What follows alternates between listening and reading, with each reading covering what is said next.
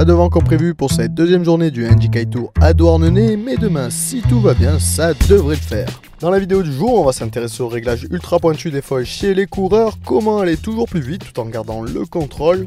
Alors Jean-Guillaume Rivaud, dis-nous un peu comment régler mon foil si je sens l'une de mes deux jambes forcer beaucoup trop. En jouant sur l'incidence de ton stab arrière, donc de ton aileron arrière, donc de le rendre plus ou moins porteur ou déporteur. Voilà. Donc si tu veux, si on va dans ce sens-là, on a le bord d'attaque du stab et son bord de fuite. Donc au plus on va caler un angle piqueur sur le stab, au plus tu vas avoir deux jambes avant. Si tu en as trop, tu peux caler l'avant, soit enlever tes cales à l'arrière, soit en mettre sur l'avant, voilà, pour réduire un petit peu l'incidence de ton stab arrière. C'est lui qui va vraiment te donner ce phénomène de jambe avant ou pas jambe avant. En sachant que pour les épreuves comme ça de speed crossing, la mode en ce moment c'est d'avoir du contrôle et de l'accélération. Et pour ça, il vaut mieux avoir plus de jambes avant que être 50-50. Et ce qui est pas terrible, c'est d'avoir de la jambe arrière. Donc c'est une cale en carbone que tu as ? Voilà, une petite cale en carbone que j'ai pris une feuille de carbone que j'ai résidée sur une petite plaque en plexi pour pouvoir la décoller. Et rien que cette petite cale là, placée sous le bord de fuite de mon stab arrière, va me donner de la jambe avant. Donc va me rendre un petit peu plus, un peu plus puissant en fait mon foil, et j'aurai donc une meilleure accélération et un meilleur contrôle à haute vitesse. Bon, et sinon il faut le poncer ce foil ou pas ? Alors ça c'est une très bonne question, Nico. Il y a beaucoup d'écoles différentes sur le grammage de papier de verre, etc. Le plus important déjà, avant de rentrer dans ce genre de détails, on va dire plutôt pointus, c'est déjà d'avoir des ailerons avec des bords d'attaque et un mât avec un bord d'attaque propre, c'est-à-dire sans trou, sans rayures, que les pointes de vos ailerons soient propres, que ça soit pas trop arrondi, etc. Voilà. Ça c'est déjà le point principal, c'est la propreté. Pas de cassure sur le bord de fuite non plus, voilà, il faut que ça soit régulier et qu'il n'y ait pas de dents, de choses comme ça, ou de pètes sur le mât et vos ailerons, notamment sur le bord d'attaque. Ensuite, pour optimiser et d'aller un peu plus loin, pour avoir la glisse, c'est aussi de peut-être boucher avec du mastic polyester de finition qu'on trouve dans le commerce. Le problème, c'est que généralement il est blanc, on n'en trouve pas du noir. Donc si vous allez avoir des petits pets sur vos ailerons, sur des bords d'attaque, etc., vous allez avoir bien sûr, le carbone généralement est noir, la plupart des foils sont noirs, donc vous allez avoir des petits, si vous réparez vos petits accros, vous allez avoir des traces blanches, comme ici par exemple sur mon aileron. Voilà, donc j'avais un petit trou. En 15 minutes, même pas, c'est sec et ponçable à l'eau. J'ai bouché ça, donc j'ai fait un petit pâté dessus et je suis venu avec du 1000 et du 2000.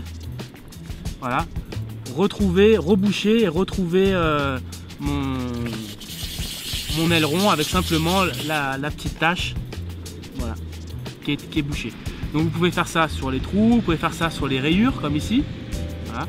Vous pouvez faire ça aussi sur votre bord d'attaque du mât si besoin, voilà.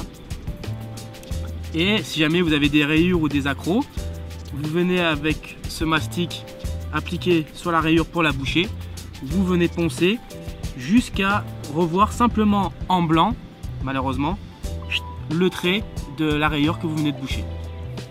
Et ça c'est très important de le faire. Ensuite, pour le ponçage, c'est aussi intéressant d'avoir un état de surface le plus clean possible. Donc pour ça, on peut commencer à poncer son mât aux alentours de 900-1000, donc avec du papier à l'eau qu'on trouve chez les magasins, chez les carrossiers par exemple, et de l'huile de coude, parce que il faut y aller pendant pas mal d'heures même. Et on peut monter, voilà, pour vous donner mon petit secret du jour, mon foil, lui, vous aurez des images tout à l'heure, est poncé jusqu'au 6000. L'écoulement de l'eau est dans ce sens, il y en a qui poncent dans ce sens-là. On monte tellement haut dans le grammage qu'au final, le ponçage est tellement fin que dans ce sens-là ou dans celui-là, il n'y a pas de différence, il n'y a plus de différence, surtout quand on monte jusqu'aux 3, 4, 5000 ou 6000, peu importe le sens, ça n'a pas d'importance. Par contre, il faut faire ça de manière régulière, donc vraiment de partir d'en haut jusqu'en bas et vraiment de faire les allers-retours complets. Voilà. Et c'est pas avec un tel grammage, 2000, 2005, même si vous pensez pendant, je sais pas, admettons 1 heure chaque face, donc 1 heure et 1 heure, vous n'allez pas déformer le profil de votre foil à cause de votre ponçage. Tout doit être poncé, hein. Aussi bien le mât, le fuselage, le stab et votre aileron avant. Voilà. Très important, surtout le mât, donc de bien le poncer. Les ailerons, on n'est pas obligé de monter jusqu'au 6000. On s'est aperçu là avec un bon copain à moi, Martin, qu'au final, de trop poncer les ailerons, on perdait de la puissance. Il vaut mieux rester aux alentours des 1000. Voilà, 1000, 1500 sur les ailerons, c'est largement suffisant. Et sincèrement, vous ressentez vraiment, si vous partez d'un foil, on va dire un peu brut, et que vous poncez ne serait-ce que jusqu'au 2000 ou 2500, croyez-moi, vous allez voir la différence sur l'eau au niveau de la glisse à proprement parler. Oula, j'ai l'impression qu'il faut le bichonner son foil Jean-Guy, t'as d'autres conseils? Donc déjà, la priorité, c'est vraiment lors des transports et autres, ou dès que vous n'en servez pas, de le protéger avec une housse, quelle qu'elle soit. Mais voilà, que le foil soit entièrement protégé des ailerons jusqu'en haut du mât. Ce qui est très important à faire après chaque nave, c'est de le rincer au moins à l'eau douce. Donc pour ça, voilà, une petite bouteille d'eau au coin du coffre suffit pour pouvoir le rincer.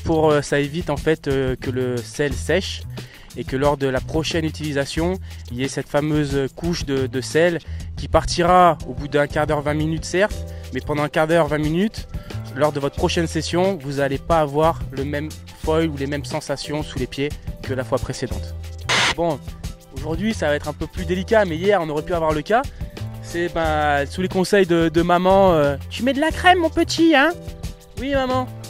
Tartine de crème, la figure, le nez, les mains bien évidemment. Et puis une fois qu'on a enfilé la combi, etc., réflexe, on ne prend pas forcément le soin de prendre la planche par la main, mais le mât, vous mettez vos mains pleines de crème, ça suffit pour avoir des perturbations et des ventilations pour l'ensemble de toute la session.